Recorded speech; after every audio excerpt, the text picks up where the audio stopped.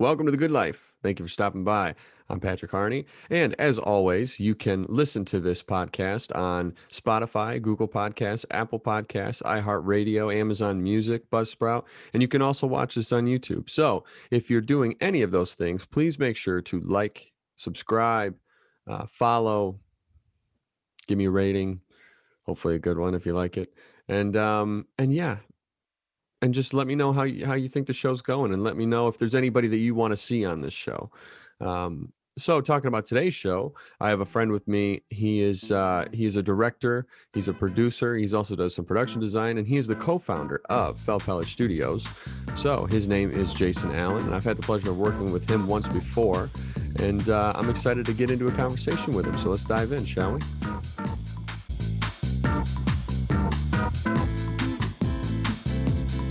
Jason, thank you for being here, man.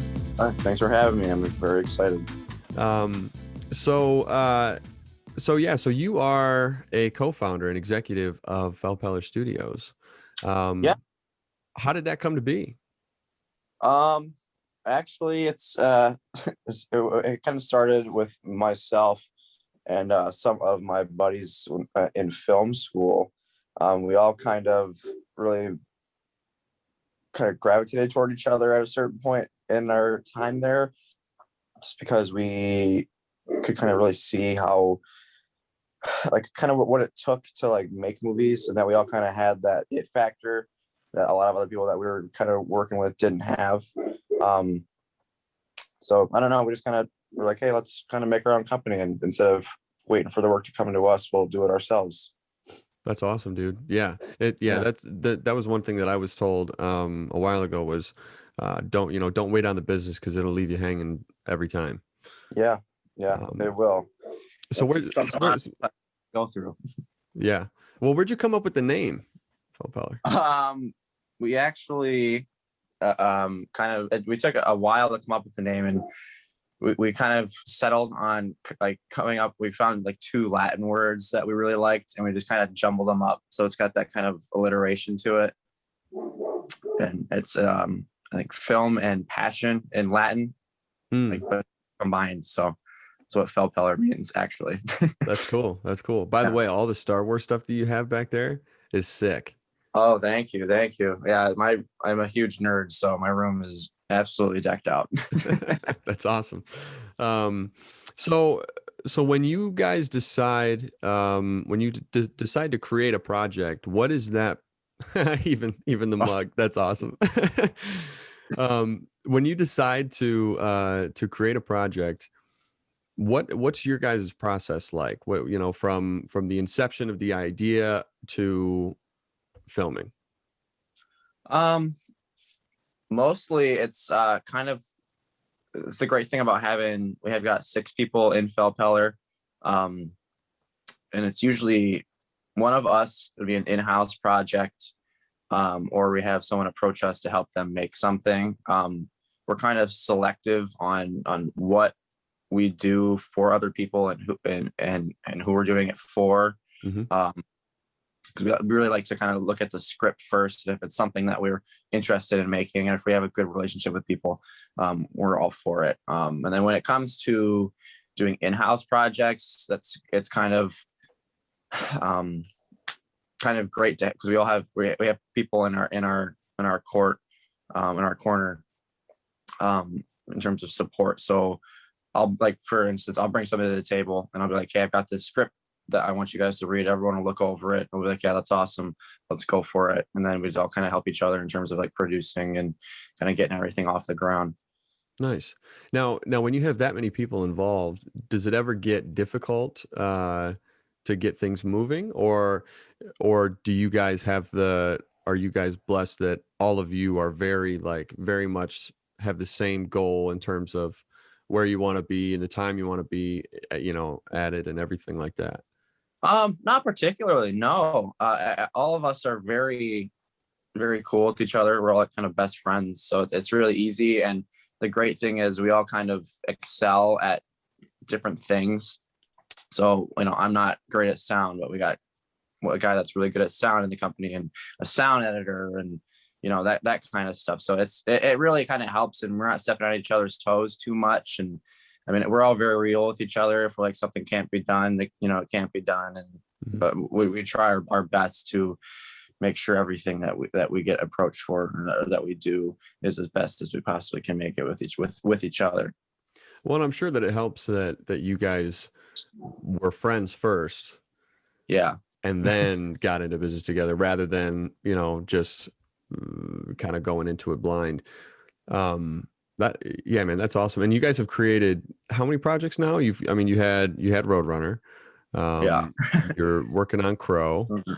Yeah, we have, shoot, I don't know how many we've done.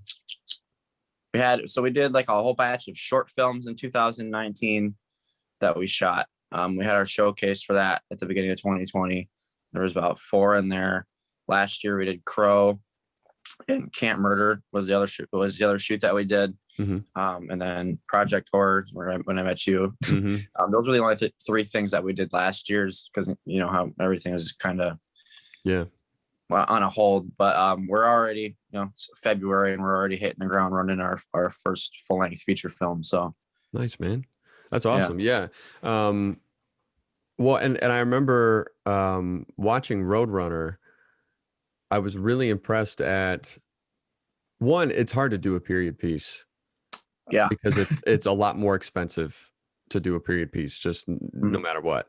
But the fact that you guys were able to do it with a low budget, and have it be, at least it seemed like a quick, from the posts you guys are putting out and all that stuff to the point that it was done, it seemed very fast.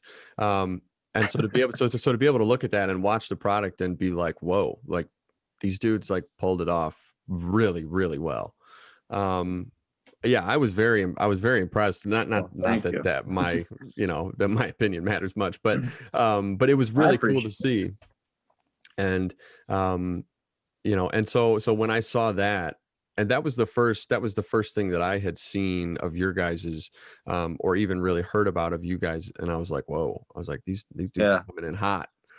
that was technically I directed that, and I wrote it and did the production design and everything. And that was right after, because we had kind of gotten really fed up with a lot of what we were being told to do in film school. And I'm by nature, a pretty rebellious person. So they're like, hey, make this 10-minute short film as your thesis film. So that was technically my student thesis film, but I just like utilized the tools at my disposal to shoot that instead. They were not very happy about it. But that's why I was able to do it at like such a low budget, because I kind of had, the casting crew. I was like, yeah, it's a student film. So everyone kind of ended up working for free on it. And granted, at that time, Fellpeller had already been founded. So everyone was we were kind of starting to find our footing at that point in time. And it seemed like it came out so quickly because we were kind of like waiting until it was pretty much getting close to being done editing wise before we started really pumping it out in terms of advertising and stuff like that. Because I feel like if you do it too soon, it can really kind of put a damper on the release. People might not care too much about it at that point. But it was really it was kind of a really big first step for us. It was received like very well and turned out way better than I thought it was ever going to. So I'm proud of it and happy that we did that. Well, you should be proud of it for sure. And I remember seeing the poster. That was my first. That was like, okay, I had to see this movie, because when I saw the poster, I was like, this poster is sick. That's made by the wonderful Jesse Ort. Yes. He's a friend of ours. He did the Crow poster as well, if you've seen that one. He's a very talented man. Well, and actually, because of that poster, I had reached out to him because for a feature film that I'm producing and acting on, it's called Lack of 42. That I said, hey, we got to have you do the posters for this movie. That's right. Yeah, I'm pretty sure one of you guys asked me who it was, and I'm pretty sure I connected you guys. I think it was me. Yeah, I think it was you that That feels like forever ago. Yeah, yeah. But yeah, so yeah, dude. Yeah, that just that whole thing was really, really cool. Yeah. And also it's funny to me that you say that that they got upset that you were kind of rebellious about your because all of film is pushing boundaries and Yeah. like so what did they expect? You know what I mean? They expected me to conform. Yeah, come on. We're Like, artists, no, right? We I'm don't gonna make. conform. um so like you said, you've directed, you did production design, you've produced all that stuff. So what hat, so to speak, do you enjoy wearing the most on a film project? I really enjoy wearing the production design hat the most, to be honest. I feel like directing is fun and writing is fun, but I don't know. There's always something, and I think that's kind of what gave even Roadrunner a more of a higher level budget film is the level of work or the amount of work that I put into the production design, because that's something that I think especially on an independent level, a lot of people overlook. And I've done, I've taken extensive like courses on production design and kind of looking into what really makes it, unique and stand out. And I think that's like the most important part of a movie itself is the production design and set design and working all that into costumes. So I really enjoy doing that. That's by far my favorite thing. Well, and it sells the feeling you're trying to give and the message you're trying to put out because Yeah. if you were to do Roadrunner and you didn't do anything that was trying to be period, but yet you were saying that it's period. I mean, nobody's going to believe you. Like Yeah, exactly. if all the wardrobe was in the 70s or 60s, whatever, um, but nothing else was, Mm-hmm. then everybody at that point, people stop watching the movie for the entertainment aspect and they start looking at it and go, oh wait, nope, that car's not. That was in the 80s or Yeah. you know that stuff like that that. was kind of the point for me when I was like, okay, I think I might have an eye for this, was the amount of people that came up to me and were complimenting me on how well they thought it looked, and they were looking for something to call me out on it not being in the 70s, and like they were like, yeah, I found like maybe like one thing, but like the whole like consistently throughout it was all very well put together in terms of everything being accurate to 1979 and stuff like that. And I was like, okay, I think this might be what I gravitate more towards as a Yeah. filmmaker. Well, that's awesome, man. So I know we had talked a little bit before, but what is your view on the state of the film industry right now and how you see it moving forward, compared to what it's been for however long?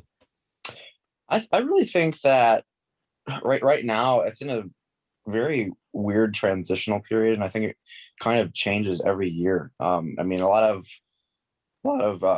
like production companies and stuff are kind of and studios are creating their own streaming platforms, and everything, you know nobody goes to theaters really too much anymore, it seems. So everything's kind of becoming streaming.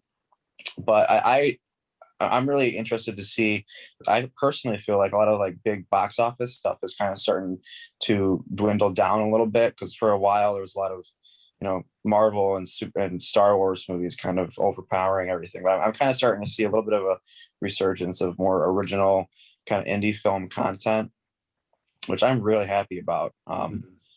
And it's kind of becoming a thing too, where I feel like a lot of stuff for a little while was becoming like too political, and I'm kind of starting to see a lot of stuff that is kind of not taking a stance on anything, and is actually just about the art, which I really appreciate, and I want to start seeing a lot more of. Yeah. Yeah, dude, Um, I'm right there with you. I mean, for me, it's because there's already so much politics and everything anyway. So to yeah, me, like when I watch a movie, I don't want it thrown in my face. no, You know, yeah, it's, that's maybe, not that's not to say that there aren't certain stories that deserve to be told at some point. I definitely think so, but yeah, when it's just basically just punching you in the face with here's this political message, here's this political message, here's this political yeah, message, I'm gonna turn it off because I don't care. Like like Exactly. I want to watch a movie to escape, everything that's going Yeah, on right now, just for a couple exactly. Exactly. I really think that I think people are kind of really starting to take notice of that, and I'm thinking a lot of studios too are as well.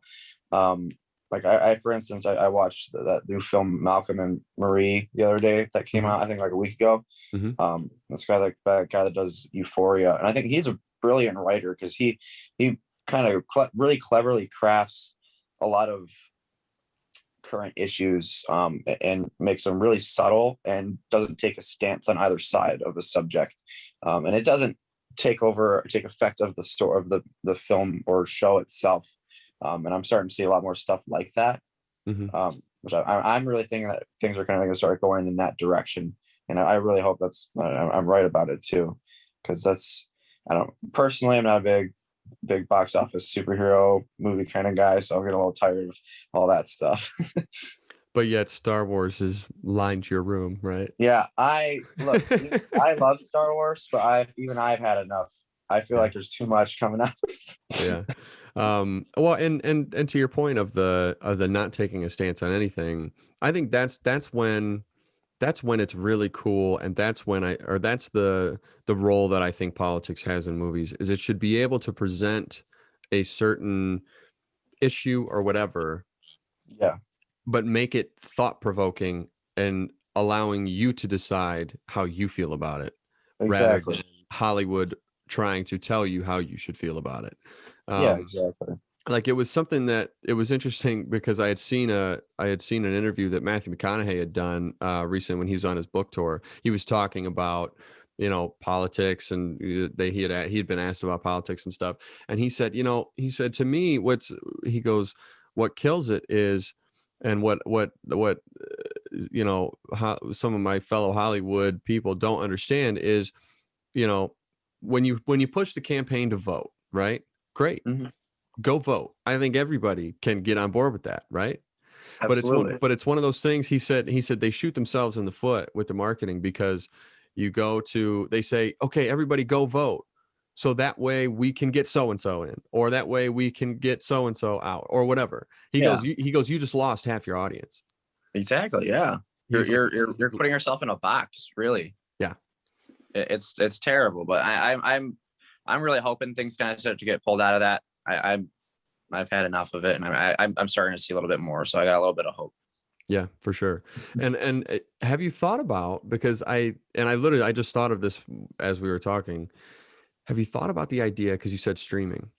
Hmm. What if theaters, in an effort to try and stay like alive, have you thought about the idea that theaters would have premieres of streaming, like Netflix originals at the theater, or like a Hulu original, or Huh. yeah, Kind of like what they did for The Irishman. You mean? Where they yeah, have it? They did premiere that in theaters and only for like a few days. And yeah.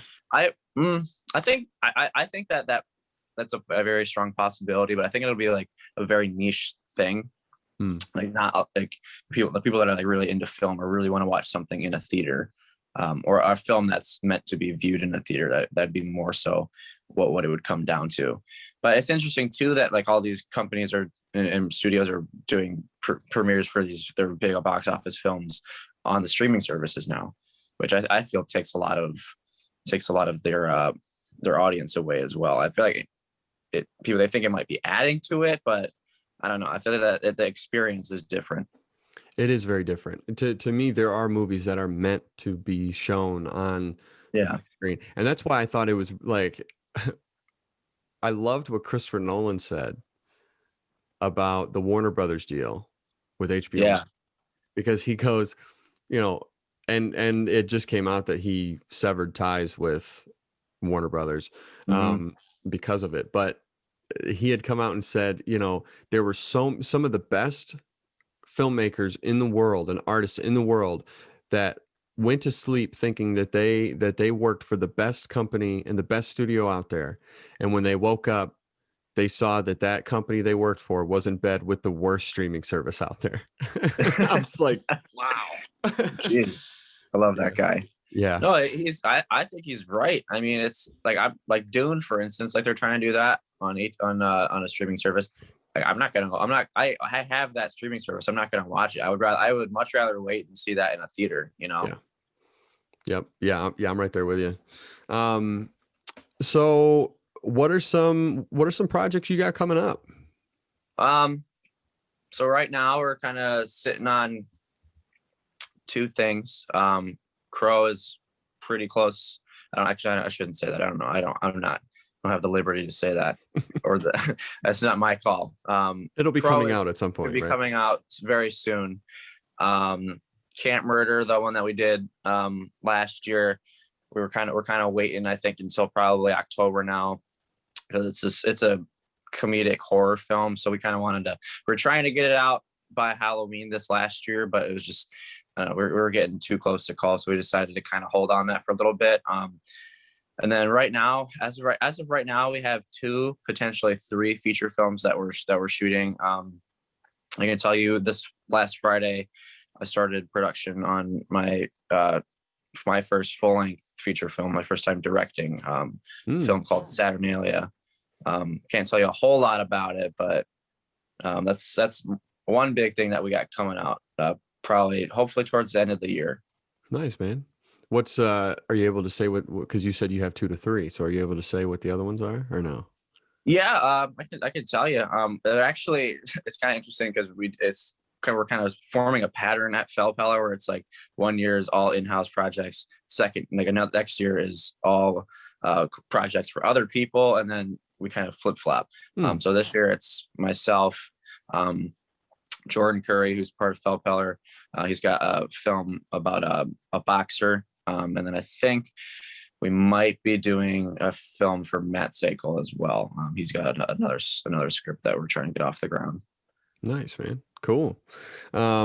So in this business, I mean, difficulties and challenges come up all the time, right? So how do you stay positive through all of that? How do you keep a positive mindset through all that? That's an interesting question. I really just kind of try to look at life in general and kind of take that into working in film as well. Is just, nothing really matters. I mean, it's, time passes and problems can be solved. And, I just like to try and enjoy myself every step of the way, not have a negative outlook on anything. That's good, man. Kind of a simple answer, but I mean, that's really kind of how I try to operate. Yeah. I mean, hey, if it works, then great. I don't do any meditation, or anything like that, but yeah. I've tried meditation, and I don't know, I should probably try it again, but every time I did it, I'd fall asleep. I've tried it a few times too, and I mean, maybe it's just me, but I can't focus for that long on not focusing. I don't know. It's know, I can't get in that headspace. So maybe I'll give it a try again sometime, but I don't know. It's just not for me. But I kind of just like to just kind of hang out and relax and not overwhelm myself, and kind of take a step back from things when they get a little tough, and kind of view it from a more logical standpoint. Yeah. So if you could, would you mind telling me, so who all is involved in Fellpeller, and what does everybody do, or because you said everybody's got their specialty, what's kind of each person's role in the company? So we kind of do a little bit of a mixture of a bunch of different things. Myself, I do a lot of working more with like clients and sending emails and really boilerplate kind of stuff. I also do help with a lot of producing for a lot of the films that we have done. Matt Zakel is part of Fellpeller. He does pretty much about the same thing that I do. The two of us also have been the only ones that have directed the most, and for clients. We'll call them clients, I guess, for people that approach us for films. Yeah. Jordan Curry He does a lot of lighting and gaffing. He also does a little bit of writing too. Tom McCloskey, we call him a Swiss Army knife because he can do literally anything. He does a lot of editing, video editing, VFX, sound. He's great at pretty much anything he does. Andrew Sosa, we got doing camera stuff in the company, and then Nathan Moser, who's our sound editor as well. And that's Felpeller. So we got a little bit of everything. And you guys have been going only for a couple of years, yeah? Yeah, we formed in 2019 only, so not too long. Be pumping out all these projects, dude. That's awesome. Yeah, and it's really, I think, just because we all kind of band together, and we're, we try not to we don't really profit off of anything that we do. We just do it because we love doing it, and and I think that really kind of works in our favor in terms of the quality of stuff, because we all work together and put our all into every project that comes our way. Like Crow and Can't Murder. Crow was for Justin Maine, and he's really kind of helped us a lot in the past. So, and he approached us for that, and we're like, yeah, of course, man, we'll do it. And then Can't Murder was Josh Bazura. I don't know if you've ever met him before, but he's acted in a few of our films as well. That was something that he wrote, and then he approached us to do, and we're like, yeah, you've done so much for us. Of course, we're going to do this for you. Yeah. And that's awesome. Like that you can, it's great to build those relationships with people and, be able to know that, there's people you can rely on. Yeah, absolutely. Because I think that's important, especially in a business like this, where it can be so cutthroat and, unforgiving, that when you can say, yeah, I'm doing this project and I know so-and-so will be there if I ask them. Exactly. Yeah. That's the great thing about it, is we've got such a great working relationship with each other, and we've been doing it so long that, we come into it with all of our egos put aside and just really come in and focus on the task at hand. And everyone that's ever worked with us, like even this weekend, we had a lot of people that we've never worked with or really met in person before coming in, and everyone just instantly just kind of, became best friends with everyone on the crew and was having a great time, and really was taking a liking to what we were doing by the end of the day. So it's great. I'm happy that people enjoy working with us so much and really take notice of what we're doing, because we're really just trying to make good movies, Yeah. Well, and even the experience that I had with you guys on Project Horror, I mean, you guys were great I know I was, it was only one day, but it was great to work with you guys, and you guys were very easygoing, and you knew what you wanted, and and you executed well. So when you can have trust in everybody that's around you that you're working with, it makes the process so much easier, because if you're working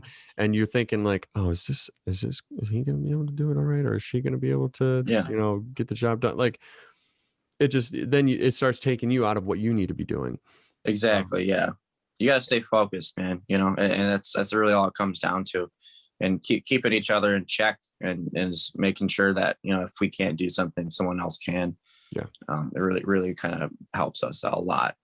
And at the end of the day, like, we're making movies. You know what I mean? Yeah. Like, we're not over here curing cancer. Yeah. Nobody's life is exactly. We're playing make believe, and making making goofy faces, or saying funny things, whatever, or murdering, doing really weird stuff in front of a camera. Really, at the end of the day, it's all it is. And no matter what level you are at, I think it's always the same thing. I will never view it any differently if there's a $2 million budget or $1,000 budget. It's just all acting in front of a camera, which is just a weird thing, when you take a look at it. Yeah, no, really, it is.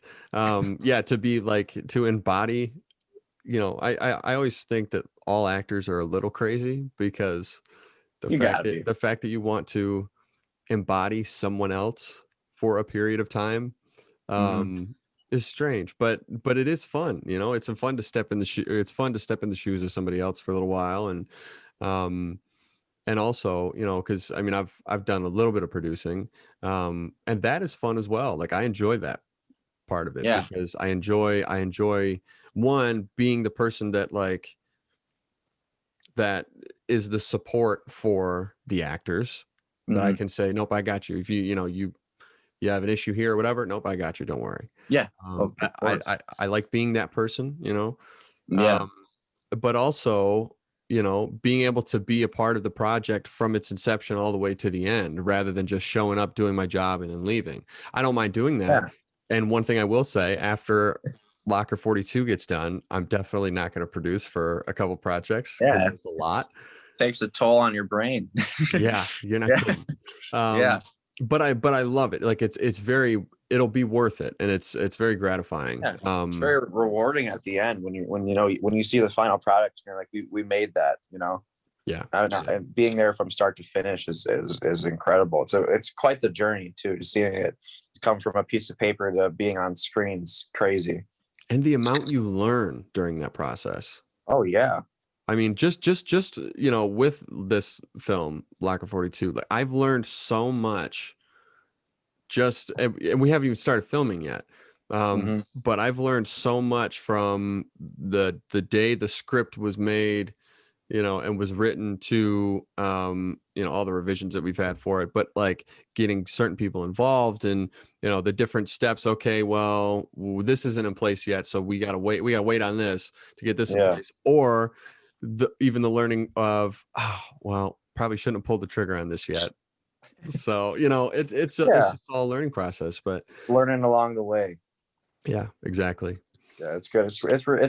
I love producing, but I also hate it at the same time. I've done it so many times, and every time I do it, it might just be me as a person. I'm very neurotic and controlling, so I have to know everything that's going on at all times. Otherwise, I will like lose my, I don't know if I'm allowed to swear, lose my shit. Hey, I'm just kidding. No, you've watched every episode. It's fine. Yeah, and I just stress out. But like I love it though, because I can make sure that everything is taken care of, you know, Yeah. and it's great.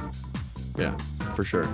Well, hey, man, you know, before every show wraps up, I always have a segment called The Goods. Just kind of want to pick your brain on some questions and see what you think on some things. So, All right, so let's get to it. let's do it.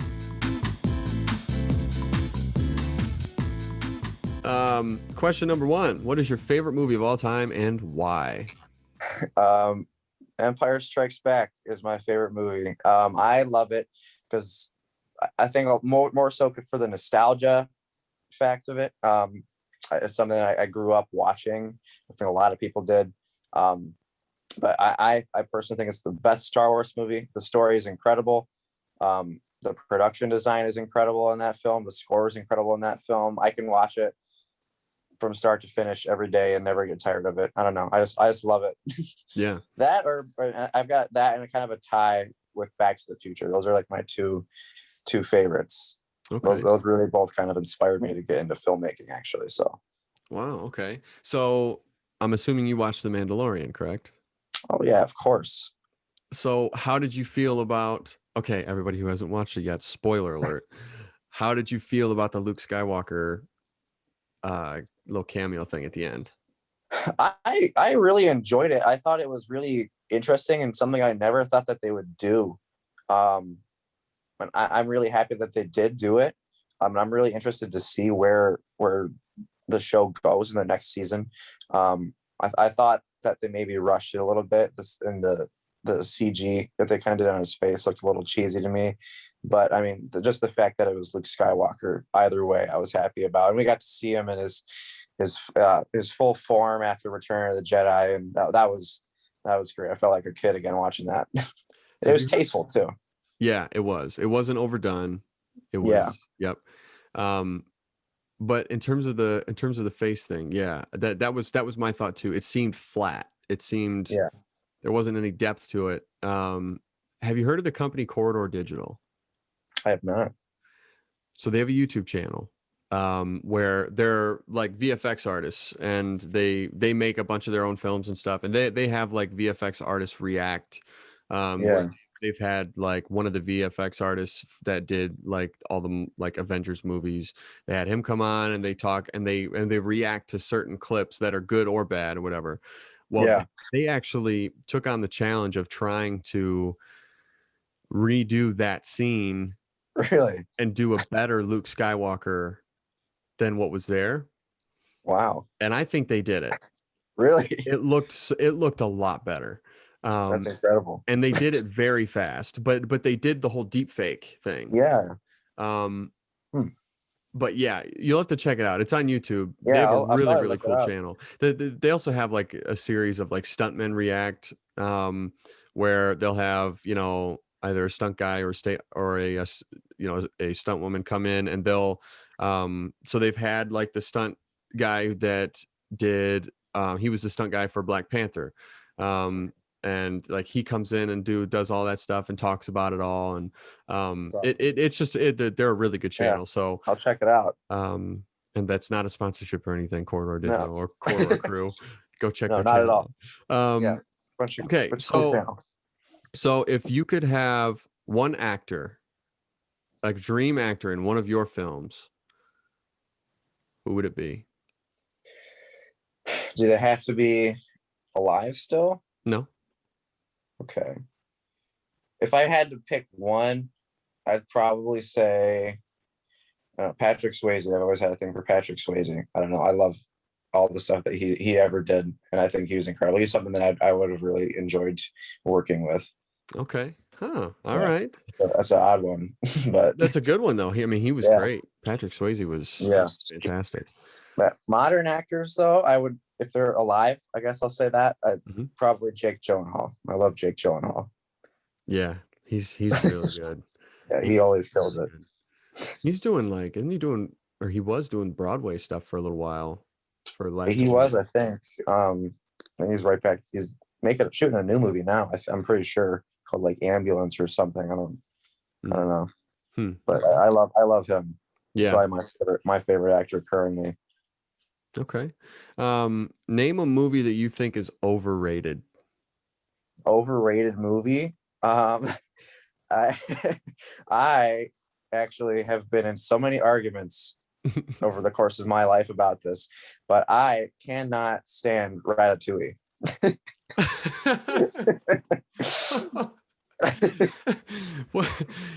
Why have you been in so many arguments over Ratatouille?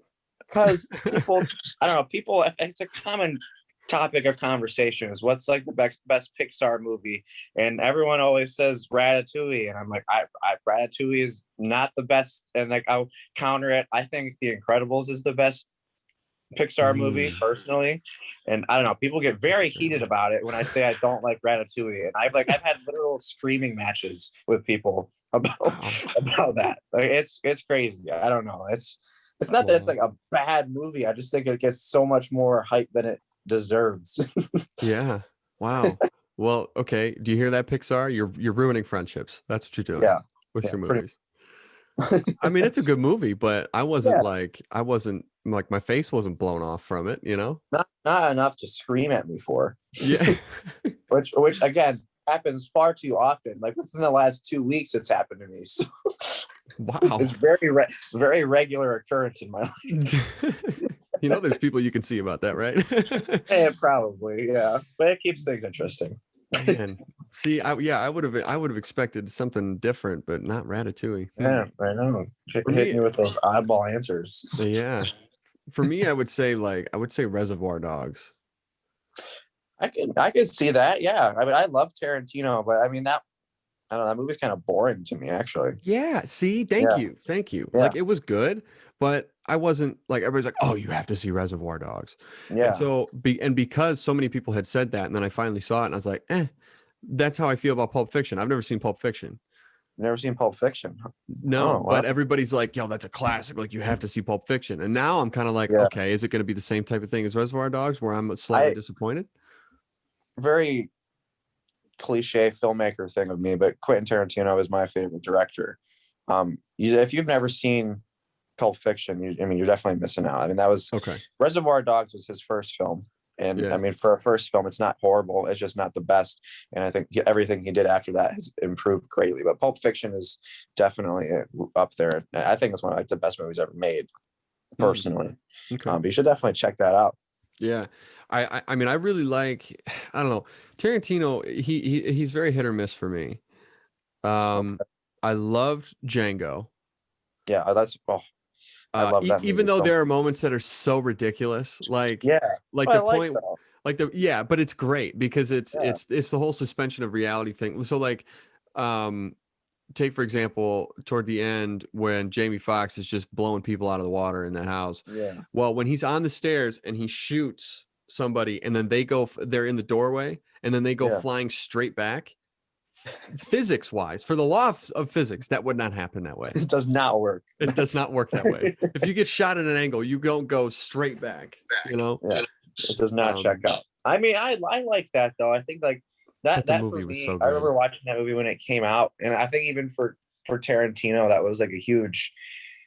And I remember he got a lot of flack for that movie when it came out, but I thought it was a really like bold choice to make that movie on his end. I love it. I mean, I think the story in that movie is great, and again, the message behind it done tastefully and it's not really in your face. And the over the top violence at the end just kind of gives it that Tarantino twist, you know? Yeah, and Leo in that movie. Oh man, Dude. Another argument that I get into a lot. I'll tell you, I don't think that Leonardo DiCaprio should have won an Oscar for the movie that he did win it for, which is The Revenant. Yeah. I swear up and down that it should have been Django or The Wolf of Wall Street. And people argue with me about that all the time too. But him and Django is insane. Yeah. Yeah. I also really liked him in The Great Gatsby. I was not a fan of The Great Gatsby. I don't know. See, that's what I've heard. People either love it or they hate it. Yeah. I loved it. I could see the appeal to it, but I don't know. That was at a point in his career where I feel like he was kind of a lot of his roles kind of felt the same to me.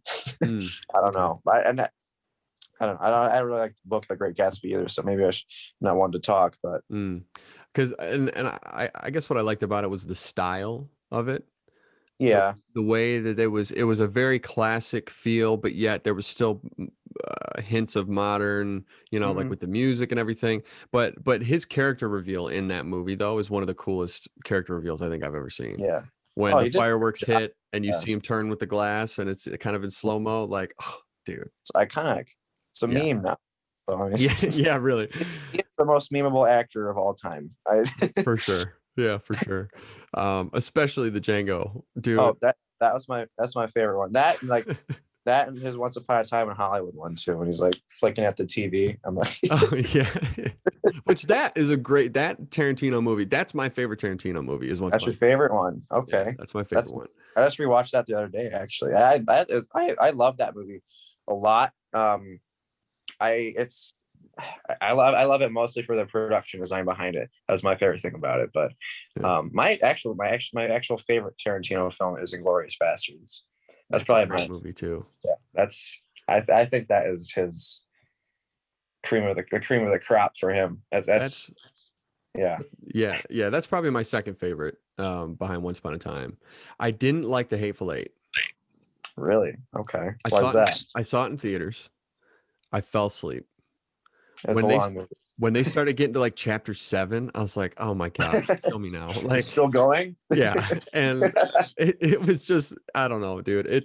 I couldn't connect with it. I couldn't get into it. I liked that movie. I thought it was a huge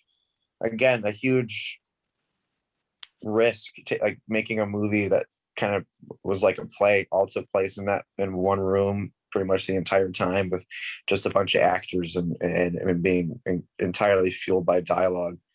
Which, and again, in today's world, it's not something that happens very often.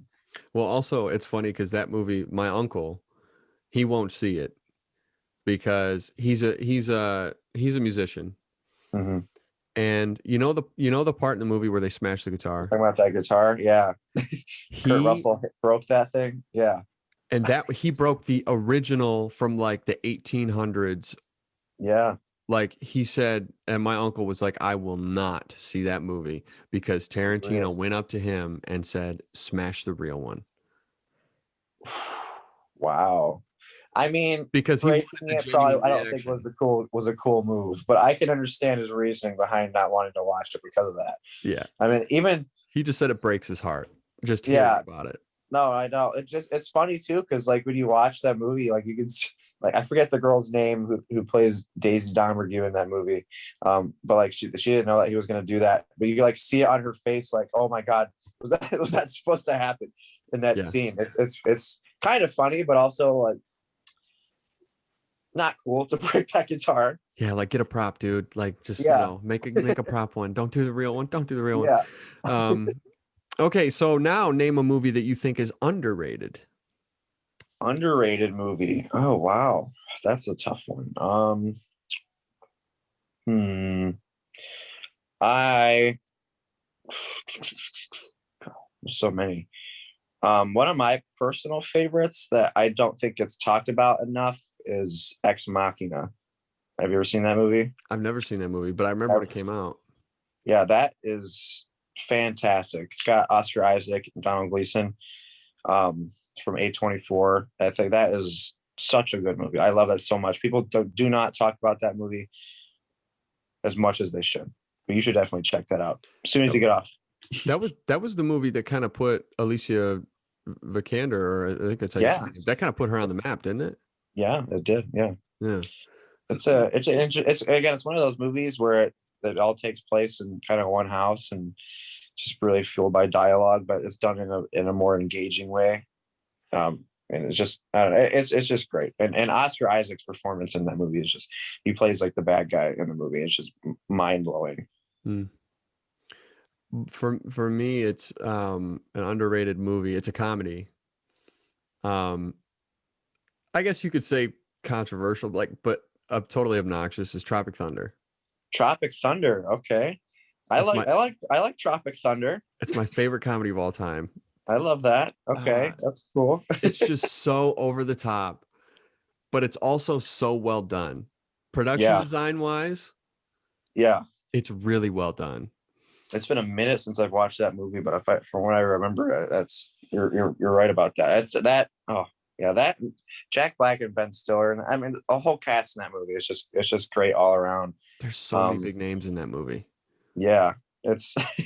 What do you think about Dodgeball? I think that might be another Oh, underrated one too. that's a classic. I Yeah, love Dodgeball. Vince Vaughn, to me, he can't really do too much wrong. yeah. I like Vince Vaughn a lot, but dude, Dodgeball, you can dodge a That one wrench, you can dodge a ball. that one's a classic. Actually, I shouldn't say that's an underrated movie. I feel like that's when we're here we are talking about it now. The movie is actually like probably almost 20 years old now. It's like it But it still does holds get up. forgotten about. It does get It, forgotten it about. does, yeah. A lot of comedies like that are really kind of starting to fall to the wayside too, which is kind of a shame. You know, you don't really see anything like that too much these days. I know. Well, and because it's, I think the longevity of it, and but also too, I Yeah, think I guess with the current climate, I feel it's much harder to do a comedy because everybody's so it overly is. sensitive about everything It that is. you don't want to upset anybody, which I understand from a business standpoint. That makes sense. Yeah, I Um, do. but yeah, man, it's tough. But yeah, I do wish there would be some more comedies or, or movies like Lethal Weapon, like those buddy Mhm. like those buddy cop movies and Yeah. like those types of funny action, just like good popcorn summer blockbuster movies. Yeah. You don't No, see I too many of totally those agree. anymore. No, not at all. I wish it was still that kind of stuff was still coming out, a Yeah, few times every year, but yeah, we'll see uh, though.